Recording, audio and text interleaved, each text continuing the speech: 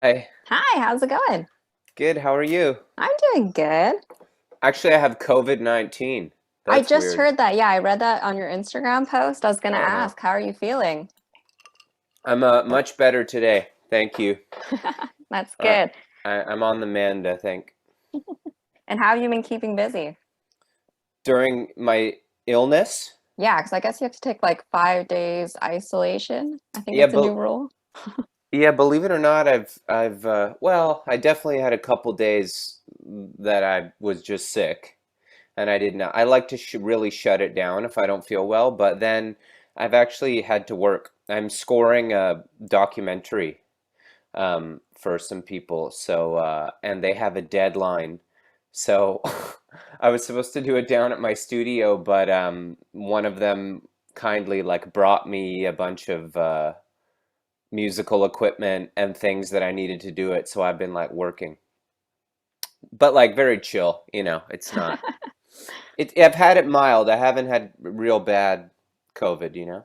So, Cool, good to hear. And it's nice that you found a way to keep busy. mm-hmm. So I want to Lot start from the very beginning and ask, do you remember when you first started making music? like professionally or like with people or just in general? In general, like even as a kid. Sure. I mean, I've always loved music. I don't know, making it, I don't know, but I've been fascinated by it like since I was really young. I always loved like Disney musicals and that was like, Singing in the Rain and like the old classic musicals and all that stuff was always like what I was into as a kid, and I really would gravitate to the songs and the scores and all that stuff. And then, I guess I sort of got away from it for a while, and always like there was always music around my house, but then like about I like, took piano lessons like every kid, didn't really take to it. And then maybe like about 12, 13, I started playing my dad's guitar, and kind of that was it, went from there. And when did you start doing it professionally? Well, I mean, I try to think it's still, you should never make art too professional. I kind of still feel like it's just fun. But, I started playing in bands when I was probably 17, 18, and playing gigs and getting paid, but that certainly wasn't pro or anything. And then when I moved to Vancouver, I joined a lot of bands and played a lot of music. Um, but still, it wasn't, I had a job, and um, I guess we got signed when I was about 20, 24, 25 or something to Light Organ. And that's when I guess you could call it professional. Shiloh's were my kind of first sort of as close as it gets to professional group, you know. And then when did you decide to start doing your own thing? Oh, when the band broke up, I guess. Fair enough. That ran its course, and it was clear that none of us really wanted to do it anymore. It was pretty clean break from everyone's perspective, and I had a lot of songs and a lot of ideas, and yeah, that was it. I never really stopped. Shiloh's made their last record, the band broke up, and I just kept making music. Yeah, and then flash forward to today, where you just released your new album a couple of days ago called King of Cups. Uh-huh. And I heard that it took like 2 years to kind of release because of the pandemic and everything. So I figured I'd ask, how does it feel that now that it's finally out? It feels great. I was sad to wait so long for it to come out, because it's my favorite thing I've ever done, and I was so excited for it to come out then. But the good news is I never really stopped being excited for it to come out, because it's pretty amazing because normally I get pretty bored of things that I've made. Like once they're out, like a couple years later, it's like you don't really go back and listen to it. But this one I still really enjoy listening to. So yeah, I'm stoked. It's finally out. And what would you say is the inspiration behind the album?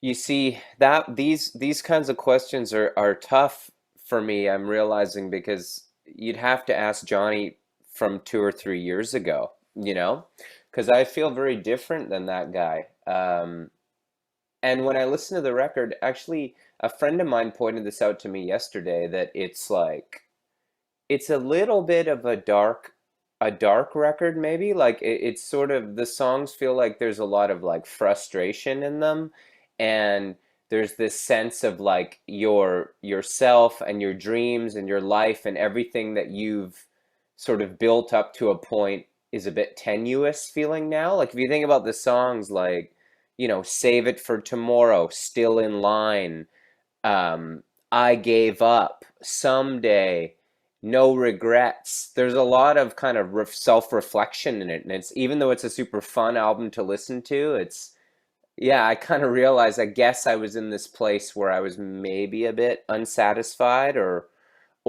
unsure about where I was headed, which is weird because now I don't think I would write a record like that, or I certainly wouldn't release it publicly because there's just so much shit going on in the world now that like it's like one's own problems seem like they should take a back seat.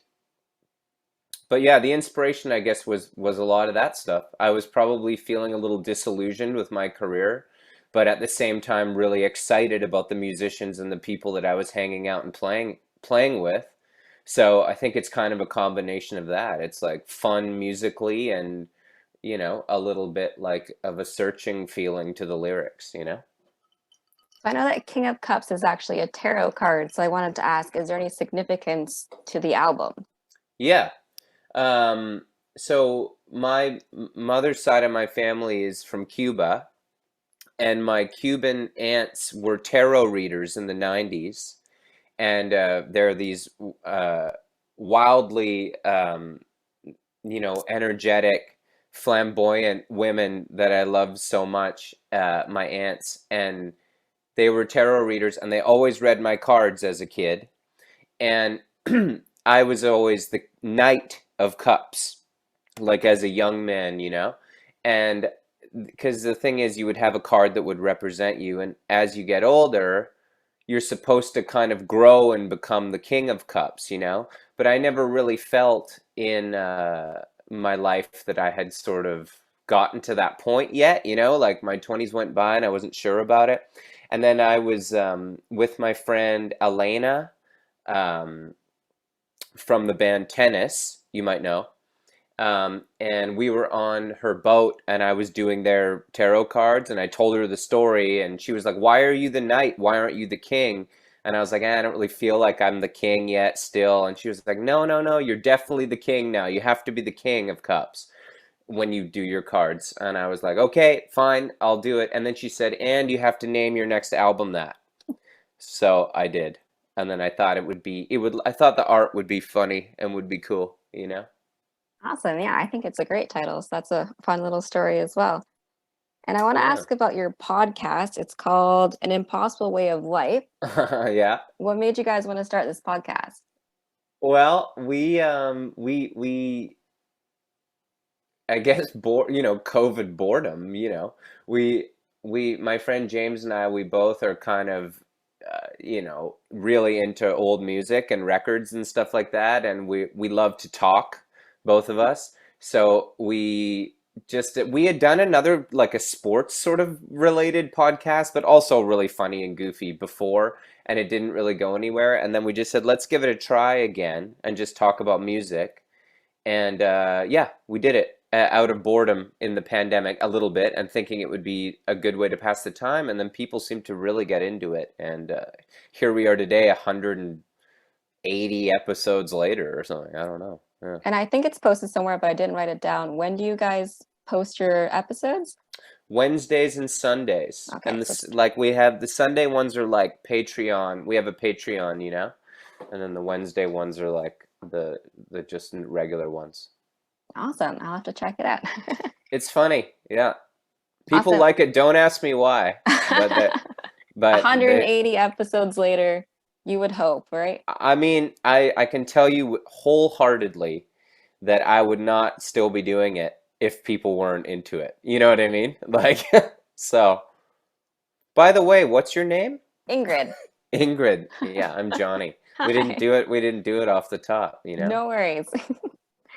So Valentine's Day is coming up, so I figured I'd ask you, what's your favorite Mm. love song? Oh boy, that's a good one.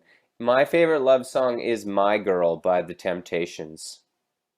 It's also my favorite song. Nice.